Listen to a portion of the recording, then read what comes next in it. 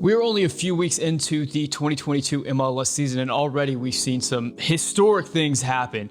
The game down in Charlotte had over 75,000 tickets sold with an absolutely sold out and raucous opening night. The games in the Deep South, an area where people never thought MLS would work, is seeing fantastic attendance. Teams like Austin, teams like Dallas, teams like Atlanta are taking over like never before. We've seen an influx of incredible talent come into the league and an outflux, if that's even a word, of talent leaving the league, talent that was homegrown in MLS and is going on to greener pastures. At the same time, the numbers, the statistics are all pointing to a league that is on the rise. And it's got me wondering, has MLS arrived? Has MLS become the thing that everybody was hoping it would be 25 years ago whenever it got started? To discuss this ascent, to talk about how far we've come and not how far we have left to go, I brought on a man who I think has his finger on the pulse of MLS, the history of MLS. He has probably the best MLS channel on YouTube. He is Danny T of DannyTRadio. Danny, thank you so much for joining me. Thanks for having me, man. I'm a big fan of yours and honored to be on here. Likewise, man. I won't go so far as to say I'm the best MLS channel, but I do appreciate that coming from you. That's my opinion. You are the best MLS channel on YouTube. I want to get started with something that, it was an incredible scene, that game at Charlotte. It was a game that was built up by the media. Everybody was talking about it. They brought in all the U.S. soccer dignitaries from across the land to be at that game. And it didn't disappoint. There were 75,000 tickets sold, over 70,000 people in attendance, filled up that stadium down in Carolina. And you were there. Can you tell me a little bit about what it was like, what the scenes were like in that stadium? Yeah, it was a really cool experience. Because, I've been to a lot of other stadiums and there's passionate fan bases all across the country, but sometimes it does feel like, well, the soccer guys are going to the stadium and, that's it. But with here, the only other time I really experienced this was in Atlanta when it felt like the whole city was behind this. I saw tons of Charlotte FC murals. I didn't expect to see as many as I did. The whole city was decked out in gear, which was really, really cool. And yet everyone was talking about it. And it just felt like a big event for the city. And, I'm excited about that because I think, they're not going to open up the top deck every time. But I think this is a team that the city can get behind. And I think we're going to see good attendances continue for this club.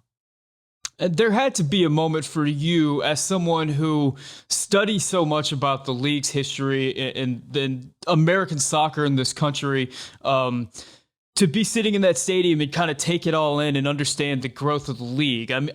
You're very familiar with how precarious the situation was 25 years ago and even 20 years ago whenever the league was still growing. Did you have a moment there where you kind of reflected on how far the league's come and where soccer is in this country?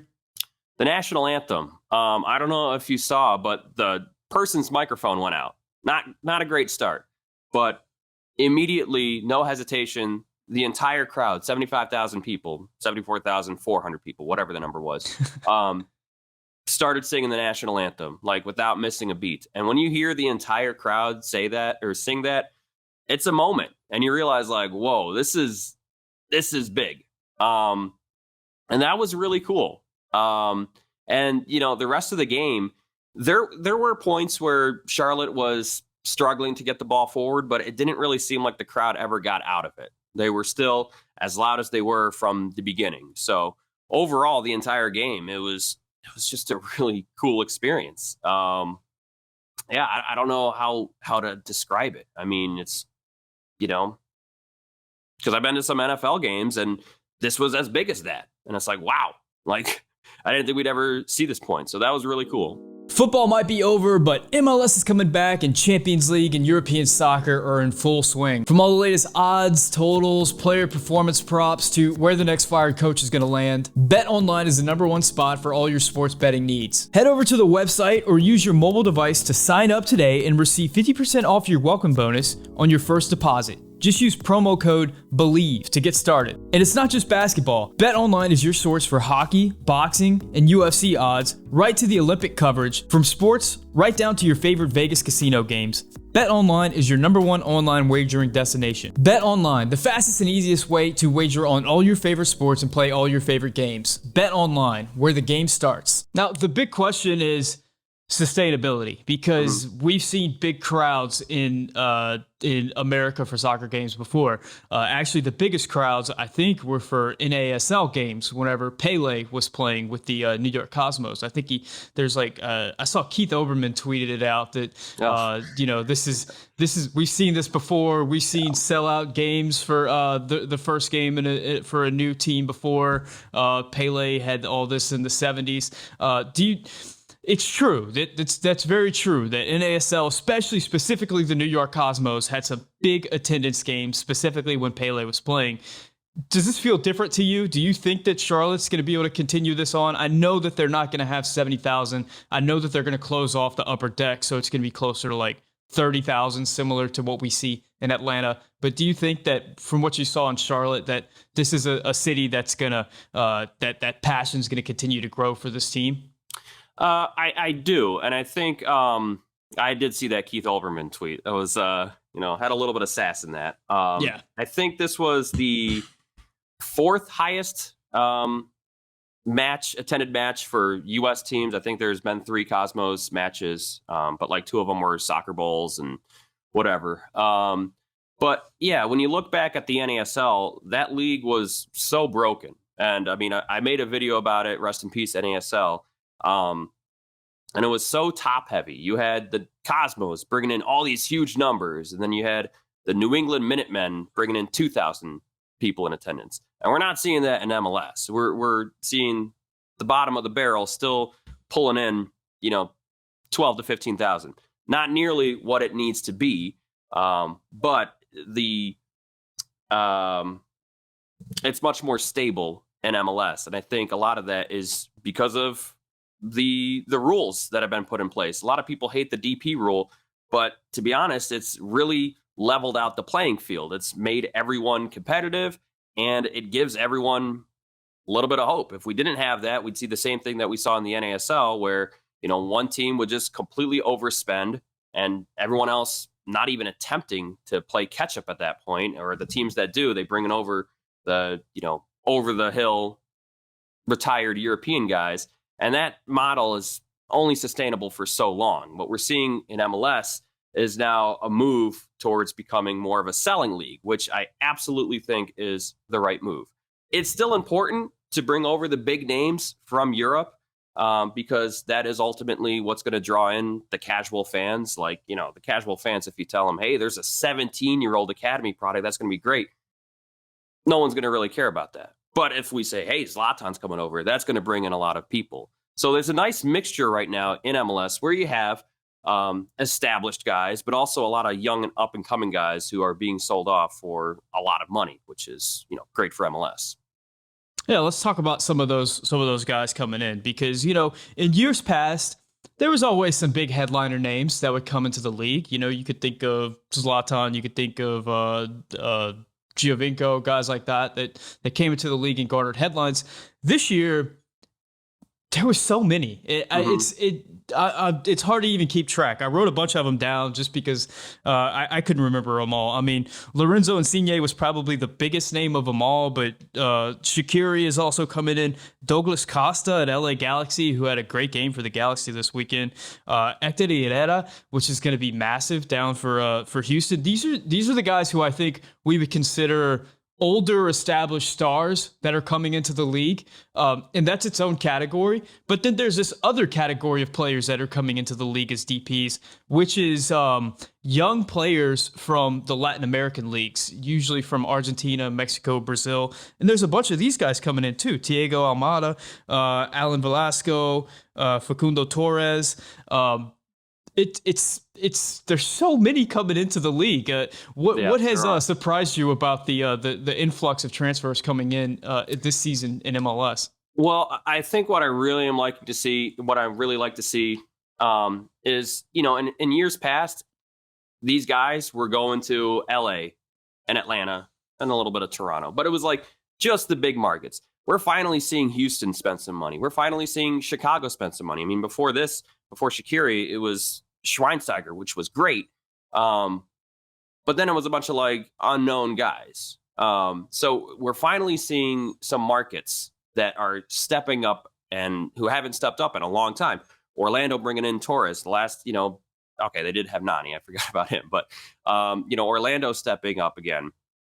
Toronto, they had such a rough year last year. They got a really young squad, but, Insigne's coming in. That's huge. So I just like how the wealth is being spread around a little bit more. It's not just the Galaxy anymore. It's not just LAFC anymore. So that gives me hope for the rest of the league that no matter how small the market, maybe big guys are going to start to look towards those markets. It's not just going to be reserved for the Galaxy. So that's exciting.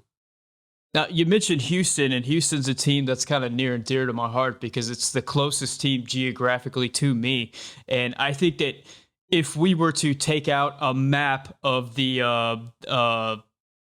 United States and kind of circled which franchises we think would be successful in MLS, we'd probably all circle Houston because it's one of the biggest cities in the country. It has an enormous Latin population. It has an enormous Mexican population. It seems like a city that would be ripe for being just an absolute passionate, massive MLS franchise. But we haven't seen that. We haven't seen that over the last few years. Now, Houston does have new ownership. Ted Siegel's come in, and they made a huge splash going after Hector Herrera. What's going on with Houston? Do you think that they're going to be able to turn it around in the next few years under new ownership? I'm so glad you brought that up because Houston is like, they're the best example of what happens when you have the right guys in charge. Because, you mentioned everything that you mentioned, being so close. And having that Latin influence. I think before this point, I could be wrong, but I think the stat that I read was in their entire history, they only had like 3 marquee Mexican players. For a city like Houston, I mean, they should have way more than that. So, yeah, bringing in Hector Herrera, and, they also bringing in Ferreira up top. He hasn't, the team hasn't exactly figured out how to, utilize him the right way, but it's so exciting because this is a team that honestly, they were kind of like a dead franchise. Like I talked to a lot of fans and they were fed up with it. No one was going to the games. They were constantly lowest payroll or around the lowest. And now there's finally some excitement being pumped into this team. And it's awesome. And I absolutely think Houston can be one of the top teams in MLS. They got to start winning first. They got to start scoring goals first. And once you do that, I think more and more fans will start to flock into the stadium and also signings like Hector Herrera.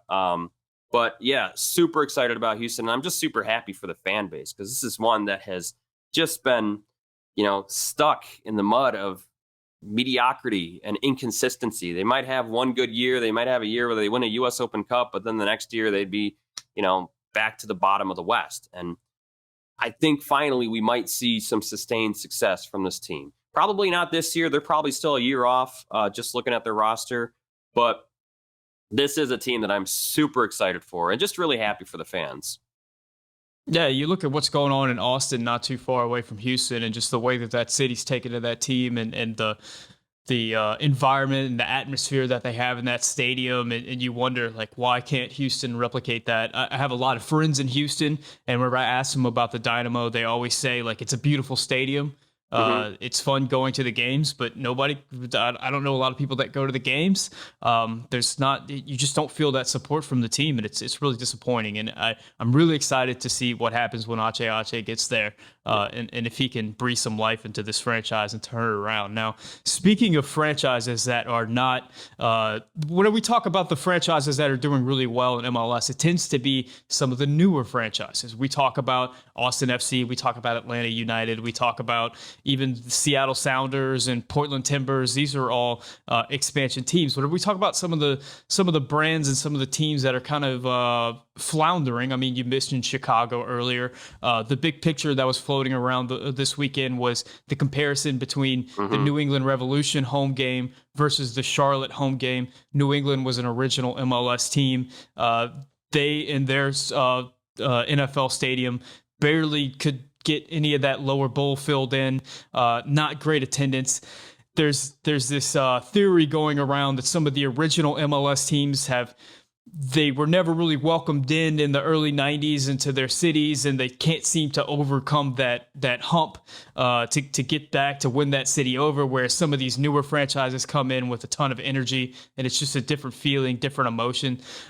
What's going on with some of these original MLS teams, some of these franchises that just can't seem to get over that hump? What's it going to take to get these guys to take over their cities and become as big as, say, Atlanta, Seattle, Portland, some of these other franchises that we all point to as like they're doing it well? Well, you're absolutely right about that. And I think one of the biggest thing MLS needs to work on is not just bringing in the right expansion teams. I mean, hell, we're going to be at 30 soon. How much higher can we possibly get? Instead of bringing in the right teams, it's fixing some of the old teams. And some of the teams do need fixing. New England Revolution, they won the Supporter Shield last year. They were the best team, by a points basis in MLS history last season. And they only replaced one guy this year. They should be selling out that stadium, or, at least bringing in more than what they brought in. And it wasn't a pretty sight. When you do see the two pictures side by side, it is something. Now, a lot of that is their stadium location. It's tough to get there, and they play at a day game, and day games historically just don't have nearly as high as attendance as the night games. But even still, a lot can be done to fix these older teams. Now, I look at a team like Kansas City. Kansas City Wizards, when they played at Arrowhead, and then when they played at Community America Ballpark, they were struggling to get 10,000 fans. It was even worse than what we got going on right now. New ownership comes in. They rebrand the team Sporting Kansas City. Everyone laughs at the name, and I still laugh at it. It's still kind of wonky. But they just fix some things. They bring in a high-profile exhibition against Manchester United. They win that game. That kind of gets some of the city to believe in this team. And a couple years later, they now are Sporting Kansas City, one of the best supported teams in MLS. So again, going back to Houston, a lot of it is just having the right people in charge. Houston, they got a beautiful stadium in, basically downtown Houston, but there hasn't been anything to excite this team. You get that, that exciting player, you get that consistent results. And I think you will start to see, more people attend those games. With New England, it's still kind of a tough situation. They got a lot to compete with. Okay, they got the Patriots, Celtics, Bruins, whatever. But yeah, they are still sort of an afterthought in that city. So I think it's twofold. One, it's the team doing the right job and making sure they're consistently successful. And two, it's the league putting more resources in those teams. It's kind of easy to be the new kid on the block and be the new shiny toy, but you still need to focus on some of the older teams, if that makes sense. Yeah, I know that you're a big Chicago Fire fan, right? Mm-hmm. Yeah, that's one of those franchises. What's going on with Chicago? Rough. Yeah.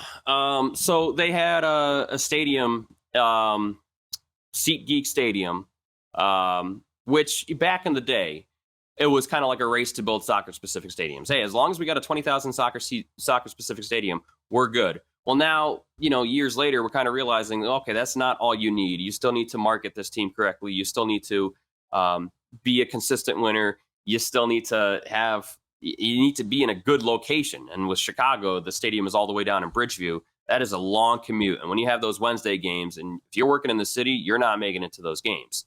So they moved back to Soldier Field, which originally I thought was the right move. However, the first couple seasons, it hasn't looked great. You still have the football lines on the field, which just looks really amateurish.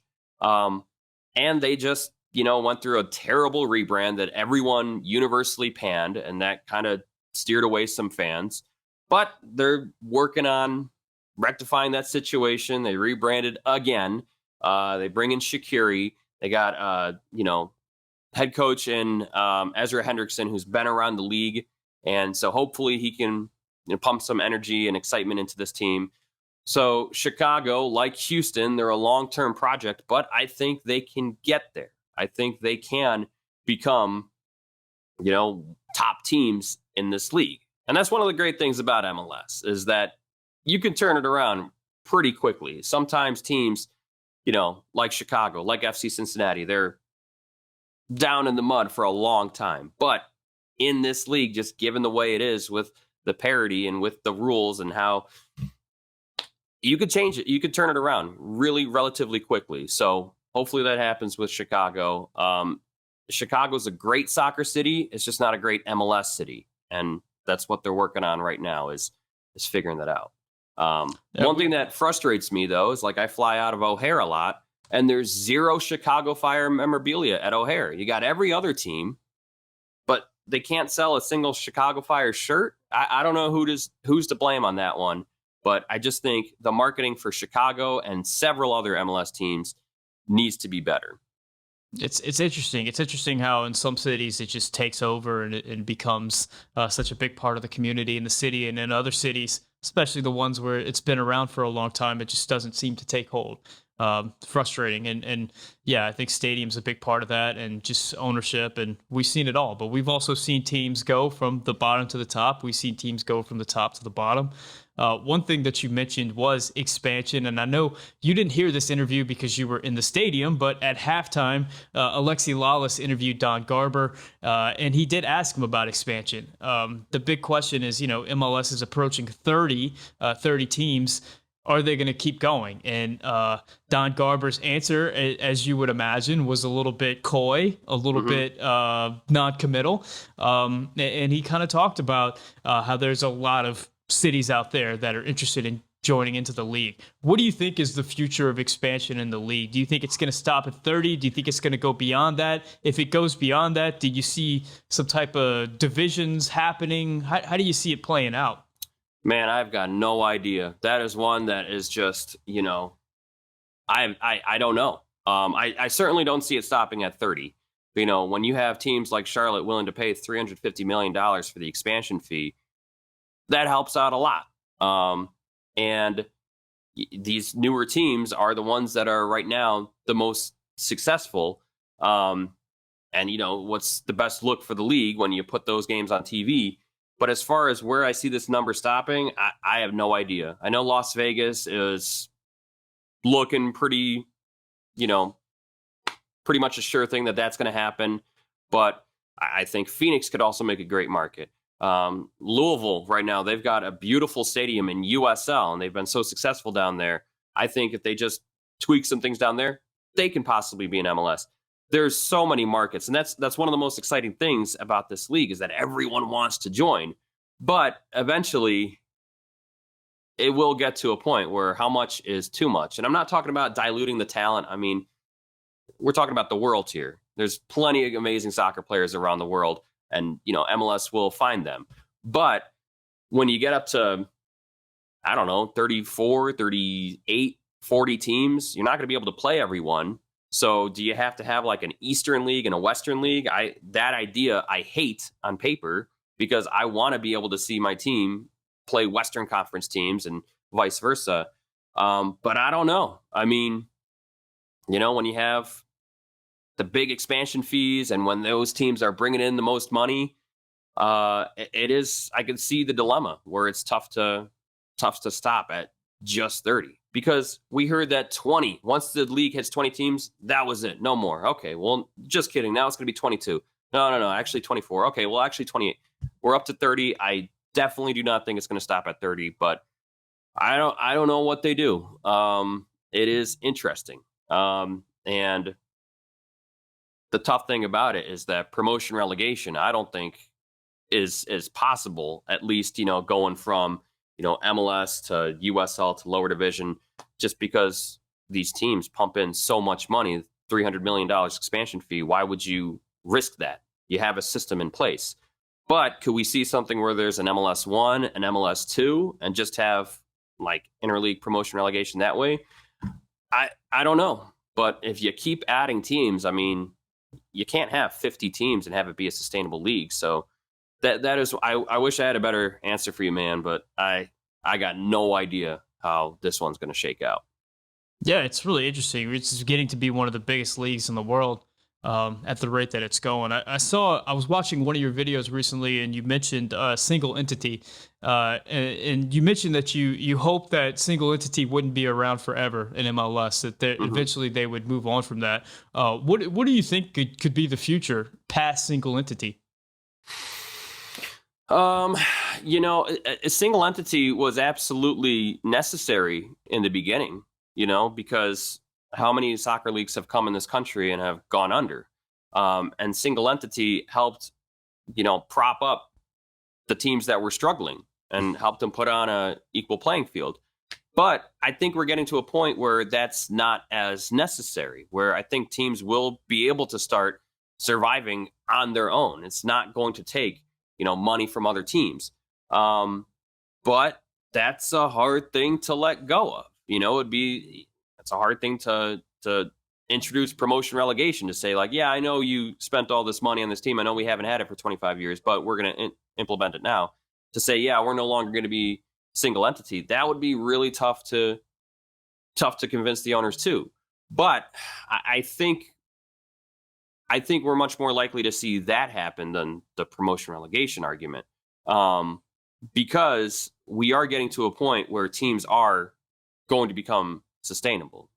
We're no longer renting stadiums like in the early 2000s, late 90s, and even situations where it's like Atlanta and Carolina. Well, both those owners own those teams, so there's no renting going on. They're able to play in those stadiums just fine. I'm probably rambling here a little bit, but as far as what it's going to take, I just think it's going to take time, and I just think there needs to be a concrete plan for the future. It's not going to be something that's going to happen anytime soon, like next year or the next couple of years. It's 10 years down the road. If we start, making a plan now, I think that is something that we could see possibly. It's interesting with the expansion that's going on, with the amount of cities out there that want to be a part of Major League Soccer, want a franchise. It's going to be interesting to see how it all shakes out in the future. One thing that is a ongoing conversation in the league, and probably has been since it started, and now more so than ever, is this relationship between MLS and LigaMX.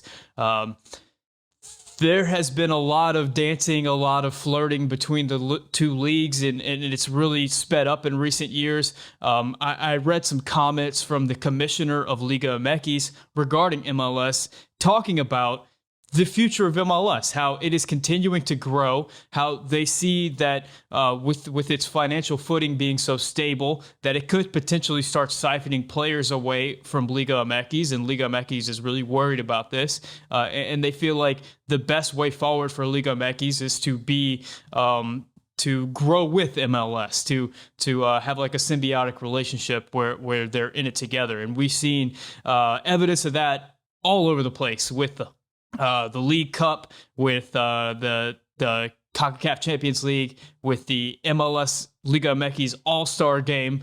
What are your thoughts on this relationship that's been growing between LigaMX and MLS? And do you think we're not too far away from MLS becoming the preeminent league in North America?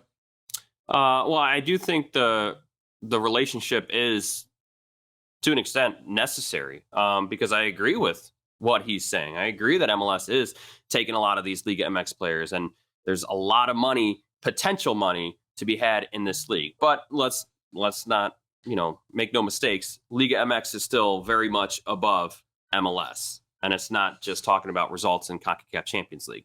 When I first heard that the two leagues were thinking about merging, I hated that idea. I hated it. But then it came out that, actually it's going to be like just an expanded Leagues Cup where you have these, every team involved. I love that idea. I want to see more of that around the world. I think that has potential to really catch on. And maybe we will see other types of Leagues Cups around the world. Maybe we're just going to be the guinea pig for it. I'm fine with that. But as far as, do I see MLS overtaking LigaMX? Not anytime soon, to be honest. I mean, and it's not even going to happen like when MLS eventually wins the CCL, which it will happen eventually. But even when they win it once, LigaMX is going to say, okay, well, we've won it the last 11, 12 years. So it's something that could happen. It's not anytime soon, but I think that's okay. I think MLS understands that for now, but they're continuing to grow. Liga MX is, to an extent, kind of remaining a little stagnant. But I think the relationship between both leagues is a good thing. They're making each other stronger. So, yeah. Yeah, you mentioned CONCACAF Champions League, and it's something that it feels like it grows in importance every year. It feels like more and more people are tuned in, wanting to see that, wanting to see how MLS stacks up against these Liga MX teams. It continues. We see the same thing every year, that a lot of these MLS teams can kind of keep up with Liga MX teams for the first, 60 minutes of a game, but whenever it comes to substitutions, Liga MX just has depth that MLS can't keep up with, and that's whenever we see the teams start to pull away. What are your thoughts on CONCACAF Champions League? Do you think that do you see that as a tournament that has a lot of opportunity for growth, or you kind of think that we're about where it's always gonna be? Well, before I do that, and I don't want to pivot here, but one thing I'm excited about the Leagues Cup is that we're going to be able to see the bottom tier teams take on the bottom tier teams, because with CCL, it's the champions taking on the champions. But what does it look like when it's middle pack and bottom tiers taking on each other? So that's something I'm really excited about. Leagues Cup, we're gonna really get more of a measuring stick where between the two leagues. So that's something I'm super excited about.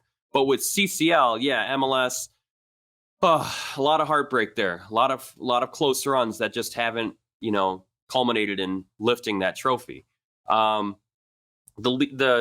Champions League is continuing to grow among fans. I just don't think it gets enough exposure. And that's a argument with all of MLS. Is besides the soccer fans, people aren't talking about it enough. NYCFC wins MLS Cup, they'll talk about it for 2 minutes, okay, but then they'll talk twice as long about LeBron scoring 25 points in a regular season game. So MLS as a whole needs to become more mainstream among people that aren't just soccer people, and CCL goes along with that. With that being said, I love CCL, and I love that more fans are getting invested into it. So it is growing, and I like that. I just want to see it grow faster, if that makes sense. Yeah, it's interesting. I know people care a lot about watching MLS teams play Liga MX teams, but not so much care about watching MLS teams play Costa Rican teams or Honduran teams or other teams in the region. Although we get a lot of really cool stories, really interesting storylines that come out of these CONCACAF Champions League games. I remember a few years ago that Philadelphia Union game where there was that crazy hard foul, and Philly got just as CONCACAF-y as possible in that game, and it was just a really cool moment. And it also, this is a U.S. men's national team channel, and I do appreciate that these players in MLS get this opportunity to go to these regions and play in these stadiums and get a taste of what it's like playing away in CONCACAF with their club team. So the only time they do it is not when they're with the U.S. men's national team. I think it just adds to the savvy and the worldliness of these players, and it's a great experience across the board. But yeah, as you said, even myself, someone who is a admitted soccer lunatic, soccer it's my life and my passion, I still struggle to find out when these games are and what channel they're going to be on and what time they are.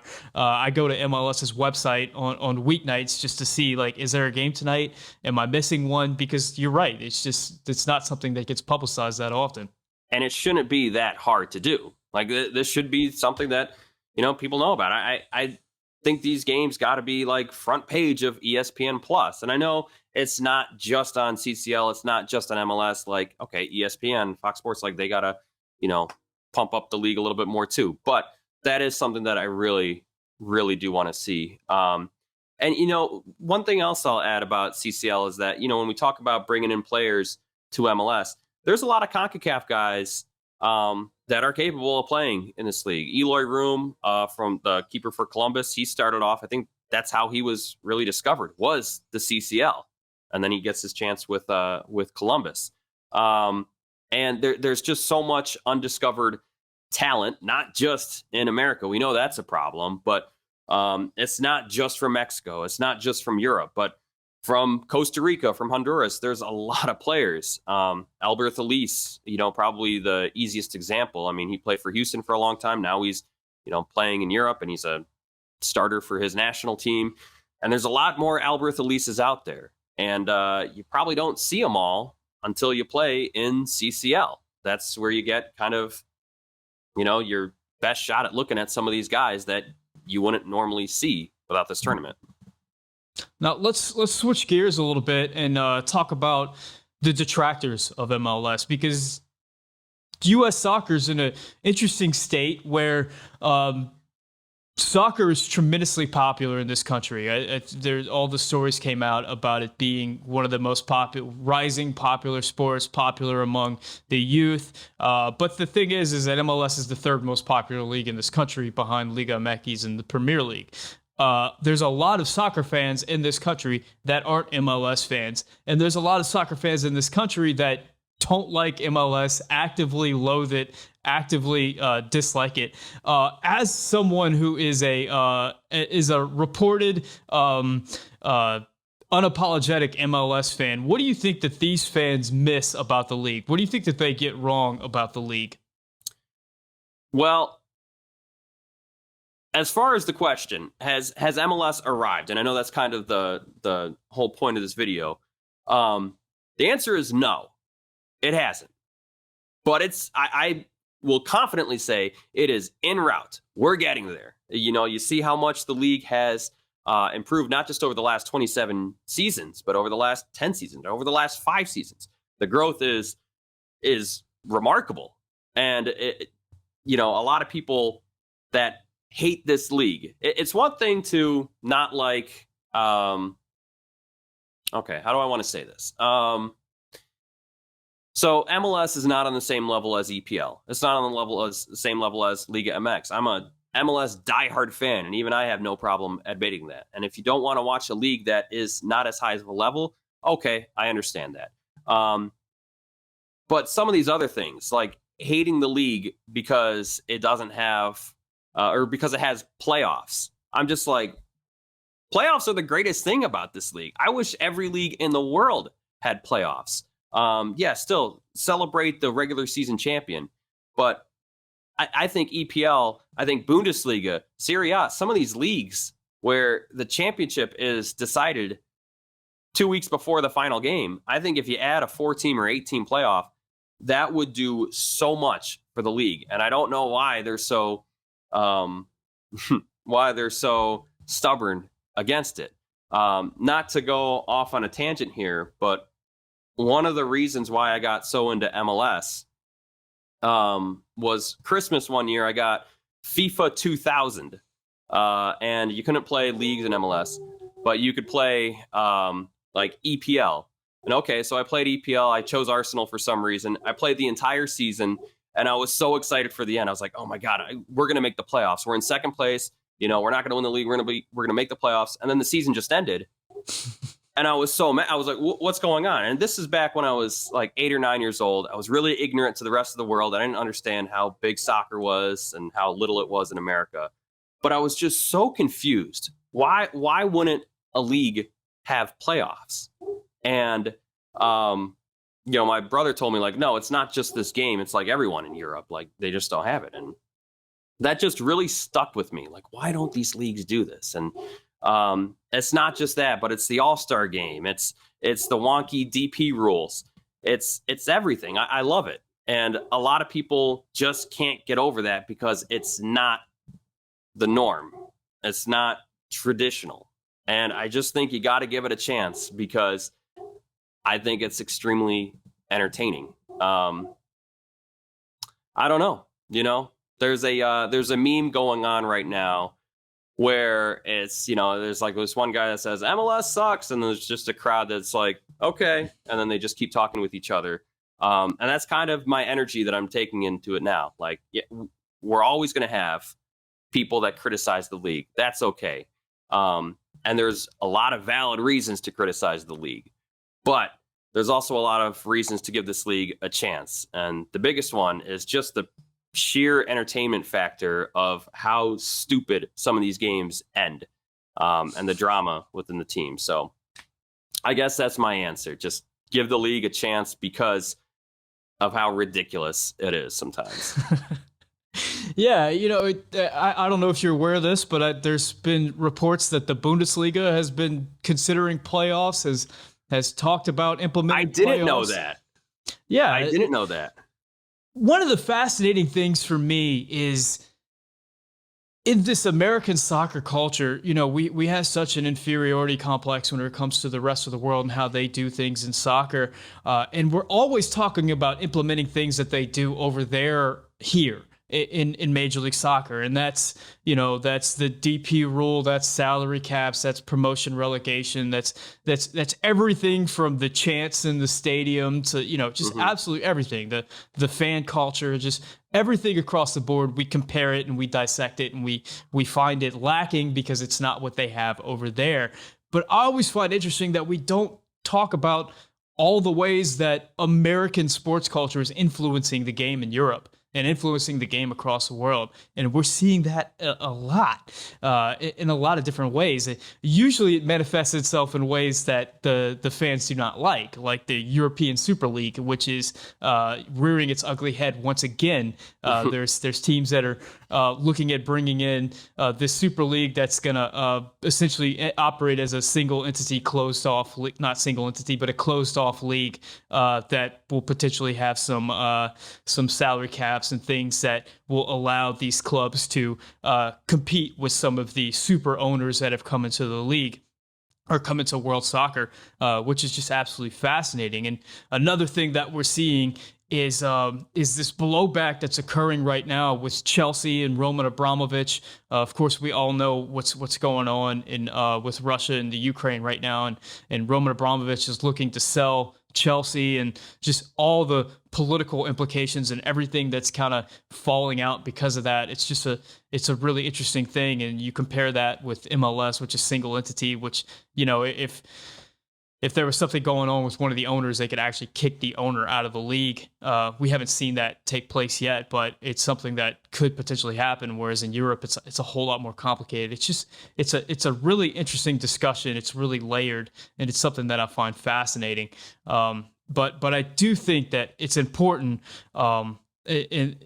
which is the basis of this discussion. It's important not to look at comparing MLS to the EPL or comparing MLS to the Bundesliga and looking at how far we have left to go, but instead to kind of look back at where the league was in the mid-90s and think about how far that the league has come. I mean, if you would have said in the mid-90s, whenever the NHL was probably at its peak in the mid-90s, at least for me personally, and to say that MLS would be on that same level in 25 years, I mean, people would have said you're crazy. There's no way that this league with these silly logos and these silly uniforms is going to ever get to that level. And yet here we are. And I think that that's something to be proud of and to be something that should be excited. People should be excited about. And it just blows my mind that people still doubt this league and still doubt that there's going to be growth whenever the only thing that this league has ever known is growth. Yeah.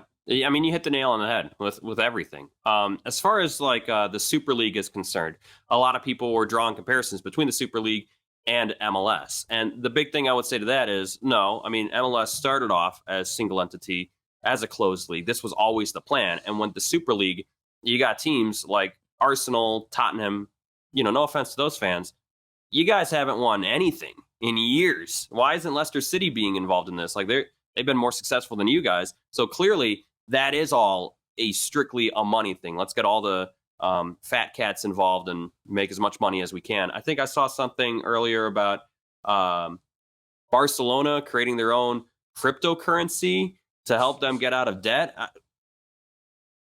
I don't know. Help explain that one to me because I don't get that. But yeah, MLS has come a long way. It's obviously got a very long way to go. But I am proud of this league. I am a MLS fanboy, if you will. And there was a lot of years in the early 2000s when it didn't look like this league was gonna make it. And just with some tinkering of the rules and a lot of things that get mocked by other people, it's helped this league survive. Now, do I think these rules have to be permanent? Do I think some of these rules can be abolished over the years? I do think that. I don't think I don't think the single entity is going to be necessary years down the road. I'm not even sure the DP rule will be necessary down the road. I think we do have to raise the salary cap. But when we're first starting off, I think, yeah, all those rules were critical for helping this league survive. But we're now getting past the point of surviving and slowly moving into that, phase of thriving. Again, do I think we're there? No. Do I think we're en route? I do. So I'm really excited about that. Yeah, there's a one thing that we really haven't talked about that much in this conversation is the amount of players that MLS is outputting to some of the big leagues in Europe. And I kind of wrote down some of the names that just went out last year. Ricardo Pepi, George Bello, Cole Bassett, Kevin Paredes, and Daryl Dike are just some of the guys that transferred out of MLS, some of the Americans, at least, that transferred out of MLS to go to these bigger clubs. And the fascinating thing about a lot of these guys, I think maybe withstanding Ricardo Pepi, maybe Daryl Dike, but for like Kevin Paredes, Cole Bassett, George Bello, these guys didn't leave the league for a tremendous amount of money. It wasn't massive signing fees. What they will be getting is bigger contracts, more money. They'll probably be doubling their salaries, maybe even more than that, playing in these bigger leagues in Europe. But the interesting thing is, the big thing looming over MLS in the coming season is at the end of the season they're going to have this television deal that's going to potentially just change everything that we know about MLS. We've seen over the last few years, the Spanish league just got a huge TV deal in the U.S. U.S. Soccer just negotiated a big deal with HBO and TNT, but MLS is the last one. MLS is still operating off of this super small television deal. Now, TV ratings is one thing that the league still needs to improve upon. There's no doubt about that. It's still across the board that the ratings still need to improve. But that being said, a lot of these streaming networks and TV networks are investing heavily in soccer right now and investing heavily on like sports that could be big in the future. And the way that soccer is showing statistically with the younger generations makes it seem like soccer is going to be a very valuable prospect in the future. But I do wonder, when this negotiation happens and the league has more money across the board, teams they're able to raise the salary cap and pay players more. Are we going to have a thing happen where guys like Cole Bassett and George Bello, Kevin Paredes, some of these young stars, MLS is going to be able to retain them for a season or two longer. And that's just going to build on the excitement. I mean, imagine how much more exciting this season would be if you knew that Kevin Paredes would be at DC United and you get to see him for another season, or Cole Bassett or something like that. That TV deal is just, it just looms large over everything. And it's just going to change. I think it's going to be a huge, huge change to everything that we know about the league as of right now. Yeah. Okay. There's a lot to unpack. So as far as like the players going out, I absolutely, and I say this 100 times over, it is a good thing that this league is becoming a selling league. Absolutely. That is the direction that we need to go in. Now, a lot of people don't like that, we're losing our stars, that, we need to have more household names. I get that. And maybe there needs to be a little bit of a better mix in there. I don't know. But, I look at a guy like Joseph Martinez in Atlanta. I'm so happy he's staying in Atlanta, by the way. But what would be a better look for the league if he broke the the overall career goals mark and, became an Atlanta United legend, or if he got sold back to Serie A and he, killed it there and he did a great job there, or EPL? Probably the latter. The league would probably get a better people would probably look at the league more favorably if we sold the star players and they performed well in the bigger leagues, because that's more of, more of the realization like, oh, wow, MLS can produce these big time players. So, yes, we do have to continue selling players, even if that means, losing some of our favorite guys. The TV deal, really interesting that U.S. men's national team is going towards TNT and HBO Max. Who saw that one coming? Because for years it's been ESPN and Fox Sports. CBS came in and everyone loved Deuce on there and their crew. But I think this is good. I think competition is a good thing.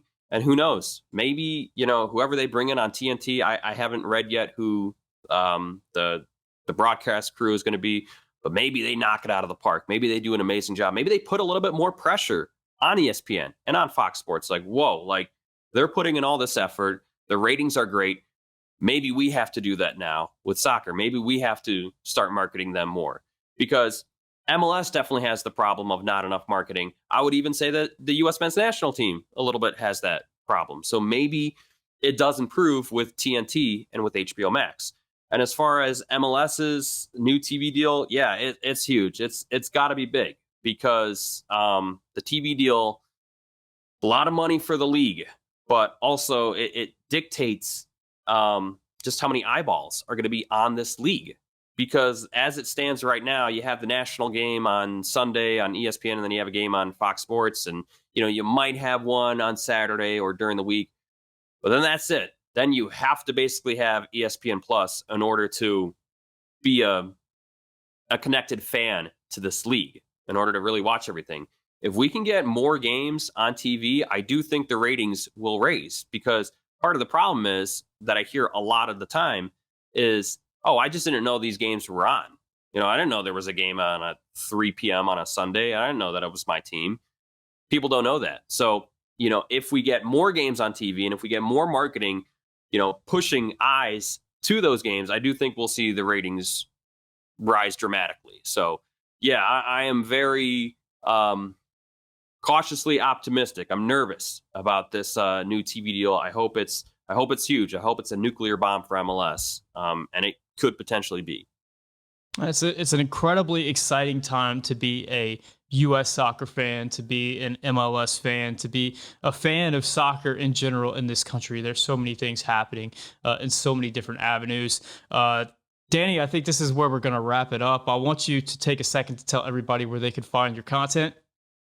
So, I got the YouTube channel, DannyTRadio, and then I've got the Twitter, DannyTRadio. I probably have to do more. I probably gotta, my wife is always getting on my back, like, oh, you should really have like Instagram. You should really have TikTok. And I don't know. I'm not savvy enough to work those. So as of right now, it's YouTube and Twitter. I'm having a big brain fart now. Yeah, man. I jumped into those TikTok waters myself. I made a couple of TikToks and I was just like, I made one TikTok. It wasn't like for DannyTRadio. It was like something else, and it got like 100 views, and I'm just like, I don't know if I can keep doing this. It's just, I don't know. I got to figure it out though.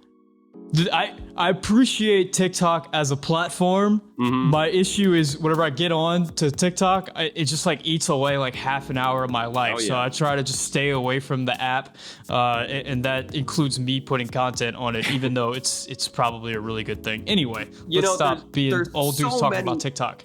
There's so many of these social media apps. I'll just wait for the next one. Like, Instagram and TikTok, eventually they'll go away, right? Like, I'll be one of the first ones on the new one, though. So be on the lookout for that, whenever it might come. Guys, Danny is like 300 subscribers away from 10,000. So I know over 300 people are going to watch this video that aren't subscribed to Danny's channel. Go subscribe to Danny's channel. Help him hit that landmark. That's absolutely huge. And his content is fantastic if you haven't seen it already. If you want to learn a little bit more about MLS, the history of MLS, he is the place to go for that. Guys, thank you so much for watching. If you haven't subscribed yet, hit the subscribe button, hit the like button, become a member, all that good stuff. You can check out all this content on the Yank Report podcast. For DannyTRadio, my name is Sam, and this is the Yank Report brought to you by Bet Online.